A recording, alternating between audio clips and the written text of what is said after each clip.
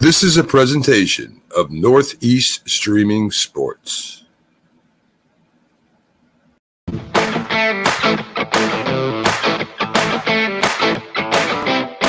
Hey guys, Keith Engel from TGI Sports Talk with the Northeast Streaming Sports Patriots recap. What a game yesterday, guys. What a game. We finally play a team on the road with a winning record after having a chance to beat Dallas, after having a chance to beat New Orleans, after having a chance to, beat Tampa Bay. The Patriots finally get over and playing well in those games, but mistakes costing them.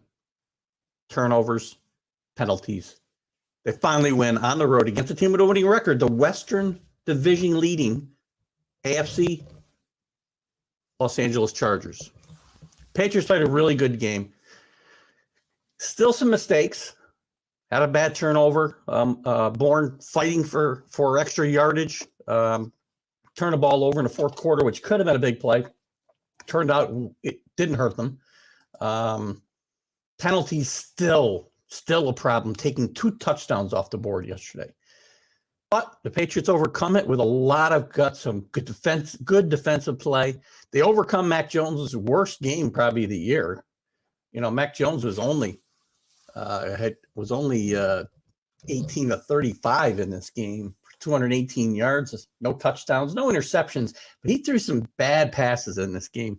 And for the first time, Mac Jones kind of looked like a rookie. But they overcame that, ran the ball really well. Damian Harris again, 80 yards rushing and a touchdown, lost a touchdown and a penalty as well. Brandon Bolden with another nice game. Both had some big runs, didn't carry the ball a lot, but had a couple of big runs. Also caught a few passes. But take that back. He didn't catch any passes yesterday. I'm a little surprised. And the ball was spread around, though. The 18 completions that Mac Jones had yesterday went to 1, 2, 3, 4, 5, 6, 7, 8, 9, 10 different receivers. Excellent job finding the open man, but Mac Jones was still pressured. The offensive line has got to play better. Special teams were awesome in this game. I have to say, Jake Bailey, again, best punter in the league in my mind, pitched two inside the 20, averaged 48 yards a kick.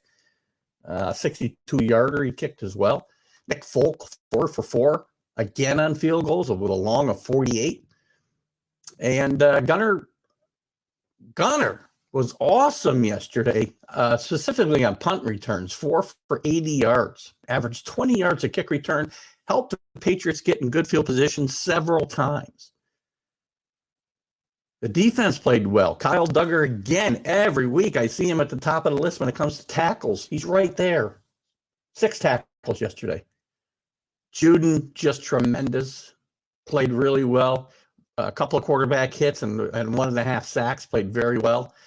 The secondary played much better, which, by the way, is probably partly because of the pressure the defensive front was able to put on Herbert. That's the key.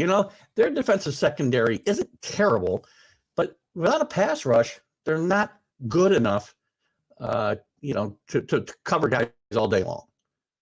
Adrian Phillips ended up with a couple of interceptions in this game, and including a pick six that really were the points that won the game for the Patriots in this one. Put the game away, in my mind. Patriots give up a late touchdown, then recover the onside kick, and it's good night Mary there. We win. So, again, all in all, I had said if the Patriots get to 4-4, I said this a month ago, I thought that they needed to beat the teams they needed to beat. This is when they were 1-3. Beat the teams you had to beat. Beat one of Dallas or the Chargers. 4-4 to end October. Now, I see a path clear to 9-10 wins, competing for that wild card that I mentioned. Will there still be some bumps in the road for Mac Jones in his growing period? Absolutely. You could not have asked more of Mac Jones in this first half, this nominal first half, than you got. Playing good football. Again, this was his worst football game that he's played, in my mind, at least watching that game. I feel it's the worst game he played, partly because of the pressure put on him. But Patriots find a way to win that game. That's the important part. Without Mac Jones playing his best, Patriots still win. Got to clean up the penalties, guys. Turnovers. Michael Bourne was fighting for extra yards. Kendrick Bourne, Uncle Bourne, baseball player from 25 years ago. Kendrick Bourne was fighting for extra yardage. I give him credit, but sometimes, that extra yardage isn't worth turning it over. So, one other thing I want to talk about. This hit late in the game on Mac Jones, totally uncalled for. The referees and the league have got to do something about this. They're worried about player safety, but you got a dead ball. The whistle blew a play dead, and Mac Jones just gets crushed, by the way. I'm trying to remember who hit him. Let me Jerry Tillery, defensive lineman for the Chargers. After the play was blown dead, just leveled Mac Jones and caused a little bit of a scuffle there at that point in the game. Guys, that is just uncalled for. For some of the things that they call in this league ticky-tack crap, to let that play go with no penalty? Come on. How can that not be a late hit? The whistle blew. Took about 5 steps. He was away from Mac Jones. Come on. Again, I know, the Patriot haters who might see this will say, just another Patriot whiner. Well, guess what? If there's a legal play, that's it. Okay? That's all I'll say about that. Done with it. Patriots, again, played very, very well. Run defense should be a little better, but that's it. Excuse me. They gave 163 yards rushing yesterday, but it's a bit misleading because 75 of it was on one play by Justin Jackson and another 28-yarder by Eckler. So, 163 yards. They got 103 of it in 2 plays. So, other than that, the run defense was really good, but obviously you can't look at it in a vacuum. They did get great pressure on Herbert yesterday. As I said, his passing rating is one of his worst ever, 66. They sacked him 3 times yesterday, forced him into 2 interceptions. Now, he's a good young player. He'll bounce back. He almost brought this team back. Patriots went ahead by 10 points late in the fourth quarter with, a minute. Now, I guess a little over 2 minutes left. Chargers had no timeouts. They did go down and score. Patriots are playing just, give up the yardage defense, but they go down and he throws pretty good balls, including the touchdown pass. They recover the onside kick. It might be a different story we're talking about today. But again, Patriots special teams have been outstanding. Outstanding. Some other performances. What else stands out yesterday? We talked about Jones. Look, he's a tough kid, I'll tell you that. And he learns from his mistakes. So he may have had a bad game yesterday, but they found a way to win. He found a way to help them win this game. J.C. Jackson played pretty well. Bentley again played a good game. Donta Hightower, very unsung. His numbers, don't look outstanding, but he's not being asked to do things that are going to garner a lot of interceptions or sacks. Still a solid player. Can't say enough about Juden. Love his game. So some of the new guys are starting to contribute. Nelson Aguilar yesterday was, after kind of being invisible for a while, he had 3 catches, averaged 20 yards a catch. They targeted him 6 times. Bourne targeted 7 times yesterday. Jacoby Myers 9 times. I'm a little surprised how little activity there were from the tight ends myself after them getting more and more involved. Yesterday, Hunter Henry only had 3 targets and 1 catch, big one for 33 yards. And gosh, I'm not sure that. I don't think that Smith was even targeted at all. I'm sorry, he was. He had 2 catches yesterday. My bad. 2 catches for 11 yards. Really not much of a factor yesterday, though.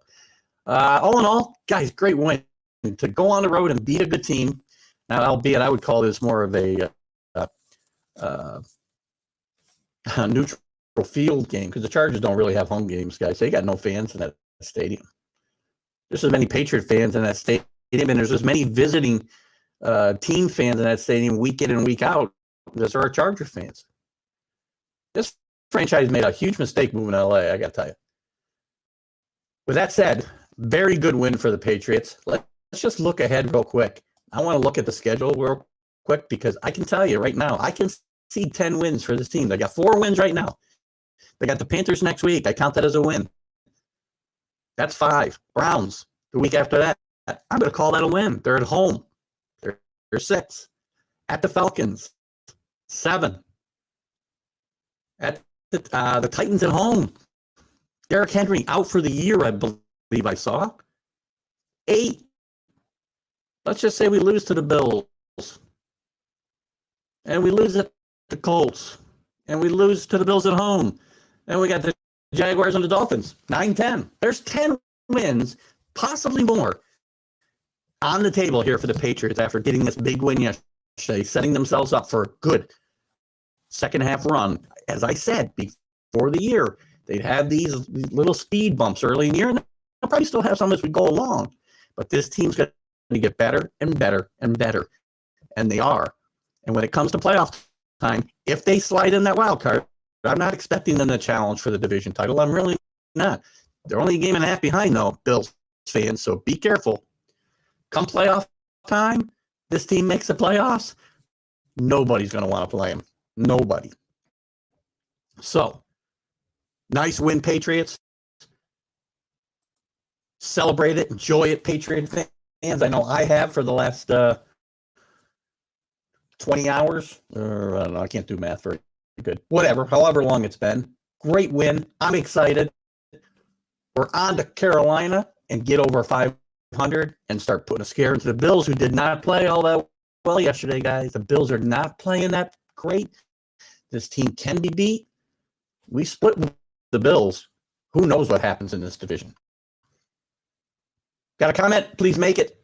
Please come to TGI Sports Talk and like and share the page. Please like and share Northeast Streaming Sports. We bring in these great updates. Myself and some other podcasters bring you these updates every Monday, along with a lot of other great content that you can catch during the week. So please, please reach out, watch us, follow us, and invite your friends to do the same. Keith Engel for TGI Sports Talk, right here on the Northeast Streaming Sports Network. I'll catch you later. Bye.